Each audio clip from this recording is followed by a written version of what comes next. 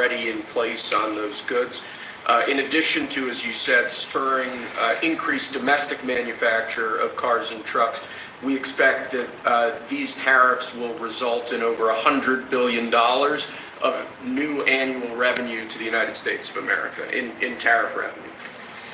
I think ultimately we could probably anywhere from $600 billion to $1 trillion will be taken in over the relatively short-term period, meaning a year from now, but starting right away. I think we'll go from 600 to $1 trillion within 2 years, and I think we'll be right from the beginning, we're going to be at a very high number, right from the beginning. And right from the beginning, you're going to have a lot of construction jobs, but you're also going to have a lot of automobile jobs. So this is very exciting, but it's also exciting because of what's happening with other aspects. We're going to be doing tariffs on pharmaceuticals in order to bring our pharmaceutical industry back. We don't make anything here in terms of drugs, medical drugs, different types of drugs that you need, medicines. It's in other countries, largely made in China, a lot of it made in Ireland. Ireland was very smart. We love Ireland. But we're going to have that. We're going to have lumber. We're going to free up some of our land. And you'll be able to make a lot of other standards like fire cuts. If Los Angeles had fire cuts, which they didn't have, that's a gap of half a football field between areas. You wouldn't have had the fires. They would have been contained. But you have fire cuts, and by the way, you sell that wood for a lot of money, a lot of profit is made from that. But we're going to be doing lumber. We're freeing up our land so that we don't have to use outside sources of lumber.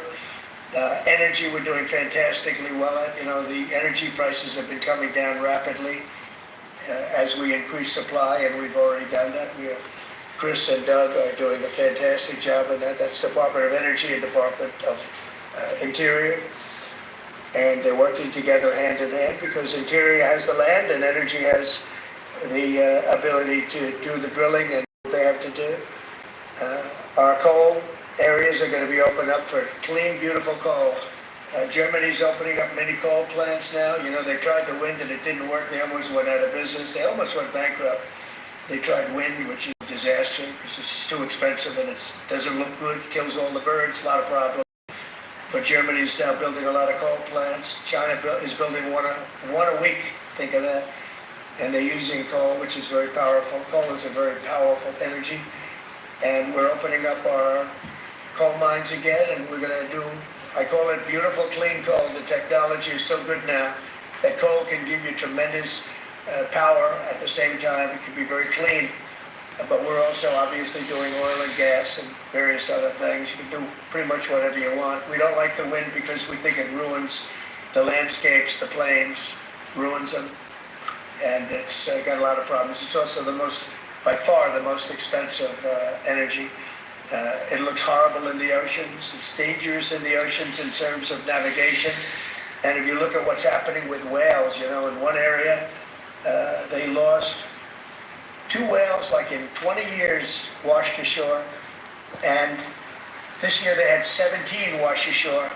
So there's something happened out there. There's something driving the world. It's a little bit loco, but they lost 2 in 20 years, and now they lost 17 in a short period of time. So it's something wrong out there. So this is very exciting. This is going to lead to the construction of a lot of plants, and in this case, auto plants. And you're going to see numbers like you haven't seen, both in terms of employment. It takes a little while. You're going to have great construction numbers initially, and then ultimately you're going to have a lot of people making a lot of cars. And one other thing, we have the Speaker of the House with us who's doing a fantastic job. And where's Mike? And we're trying to get approved. Mike, thank you very much for being here. We're trying to get approved, if we can. If you borrow money to buy a car, you're allowed to deduct interest payments for purposes of income tax, but only if the car is made in America. So if the car is made in America, you get a loan, you can deduct the interest. That's a big saving. A lot of people in that part of the world, in terms of buying cars, a lot of them don't think in terms of deductions. People that think in terms of deductions are very wealthy people, but people are going to start understanding what a good deduction is all about. So when you get a loan to to buy a car, and I think it's going to pay for itself. I don't think there's any cost. I think you're going to have so many cars built, but you're only going to get that deduction of interest if the car is made in the United States of America. So I'm going to sign this, and Mike, I hope you can get that, because I think it's going to be amazing in terms of the number of cars that are going to be made because of it. And I want to thank Howard Lutnick, our fabulous commerce chairman. That's what he is. He's a chairman. He's a very successful guy, a great guy. And we have a big day, Howard, coming up next week. It's going to be that's Liberation Day. That's going to be on the 2nd, and that's going to be reciprocal. And I think people will be impressed. We're going to be very fair. We're going to be very nice, actually. We have not been treated nicely by other countries, but we're going to be nice. So I think people will be pleasantly surprised, but it's going to make our country very rich, because we're the piggy bank that everybody steals from, and they've been doing it for many years, for decades, so we're not going to let it happen. So, but we're going to treat people very nicely. We're going to treat other countries very, very nicely, and I think it's going to have a very positive effect on everybody, including those other countries. So I'll sign this, and we will see you again on April the 2nd. In terms of this, it's going to be another round, and it's about making America great again, making it strong and prosperous again. Thank you very much. So this is like the format. Mr. President, on the car tariffs, how do you ensure that a car coming into the country is fully built? Could an automaker in Germany say, leave the tires off the car? Yeah, we're going to have very strong policing, and it's pretty easy to do. If parts are made in America and a car isn't, those parts are not going to be taxed or tariffed. And we'll have very strong policing as far as that's concerned. For the most part, I think it's going to lead cars to be made in one location. You know, right now, a car would be made here, sent to Canada, sent to Mexico, sent all over the place. It's ridiculous. So this is a very simple system. And the beauty of the 25, it's one number. It's not up or down depending on the cost of the car. It's one number. And that number is going to be used to reduce debt greatly in the United States and to build things, reduce taxes. I mean, basically, I view it as reducing taxes and also reducing debt. And within a fairly short period of time, I think we're going to have a balance sheet that's going to be outstanding. Yeah. Are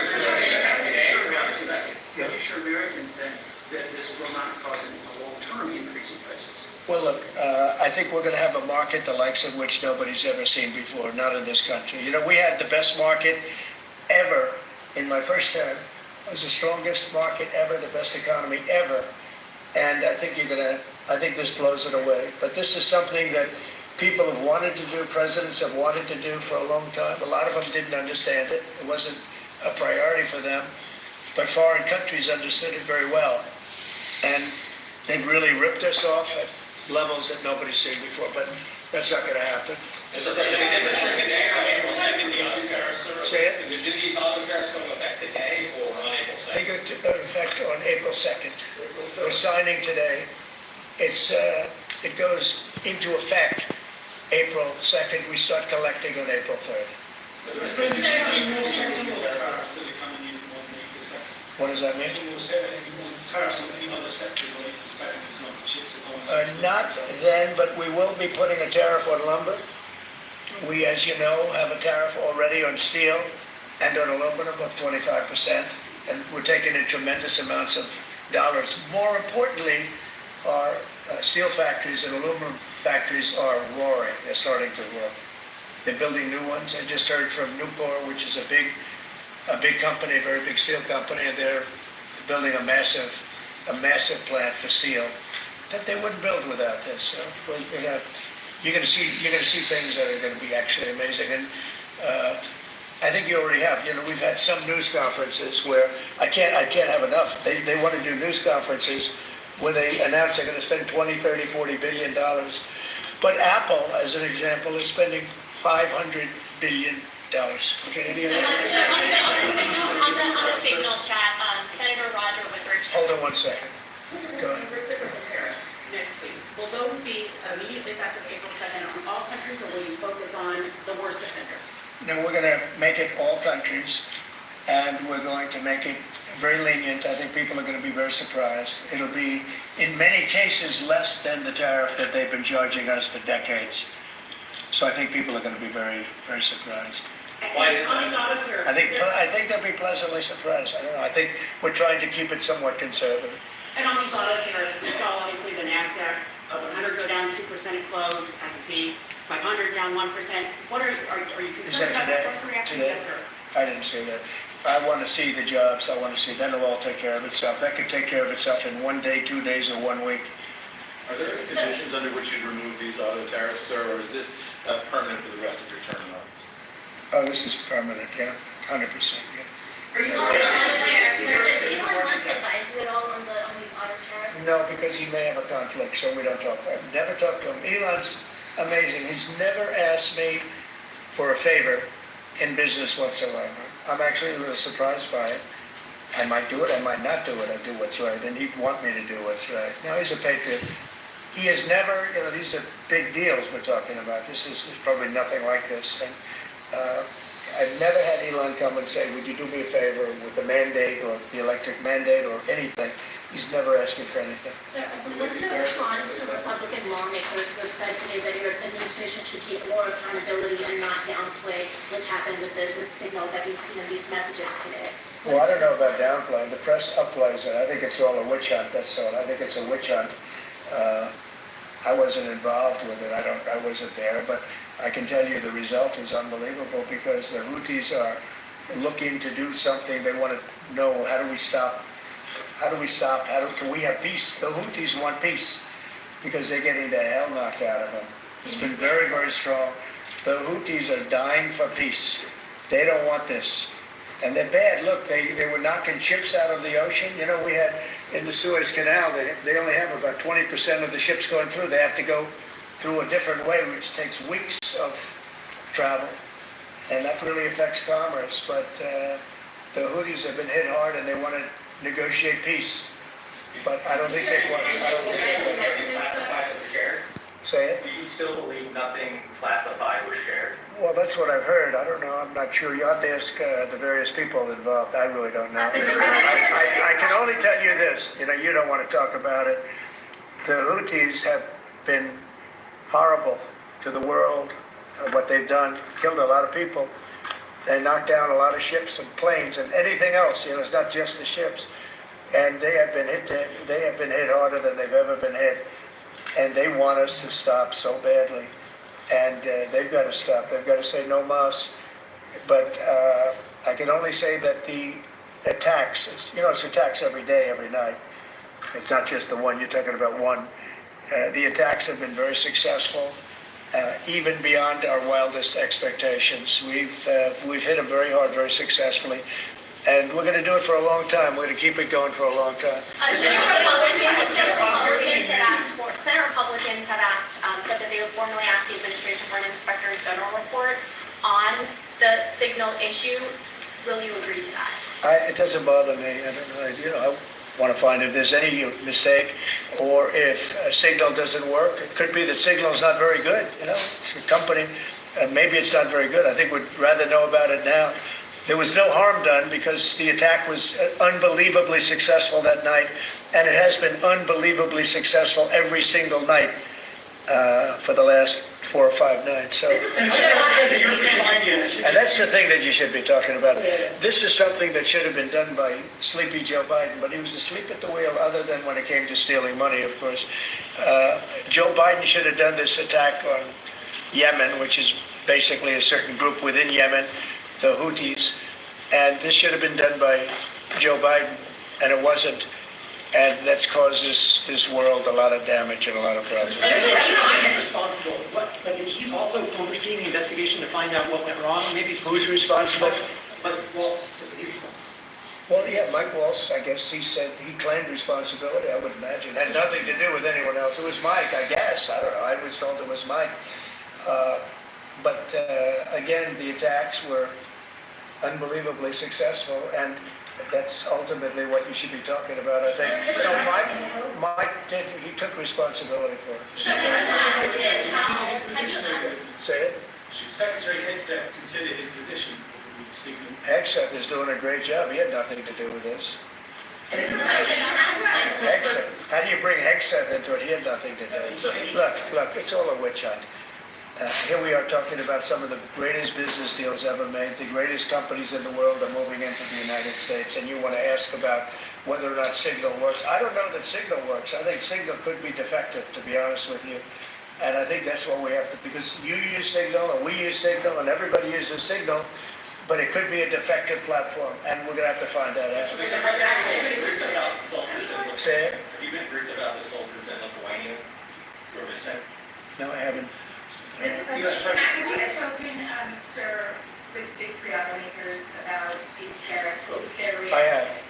What was their reaction? It depends on whether or not they have factories here. I can tell you, if they have factories here, they're thrilled. If you don't have factories here, they're going to have to get going and build them, because otherwise they have to pay tariffs. Very simple.